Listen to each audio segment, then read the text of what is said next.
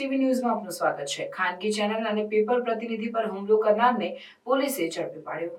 ગત 12 માર્ચના રોજ રોશની એસ્ટેટમાં ભારત ટ્રેડર્સ નામના ગોડાઉન નજીક જાહેર માર્ગ શૂટિંગ ફોટોગ્રાફી બાબતે તકરાર કરી ઝપાઝપી કરી ગોડાઉનમાં પૂરી ચોરીના ગુનામાં ફસાવી દેવાની ધમકી આપી હતી। અંકલેશ્વરમાં નોબલ માર્કેટ ખાતે ગોડાઉનમાં કેમિકલ અને મેડિકલ વેસ્ટનો દુર્ગંધ મારતો કચરો સંતાડી રાખ્યો હોવાની માહિતીના આધારે ખાનગી ચેનલ પ્રતિનિધિ મુર્તુઝા અલી મસાણી અને વિપુલ જાની સ્થળ પર જઈ રહ્યા હતા।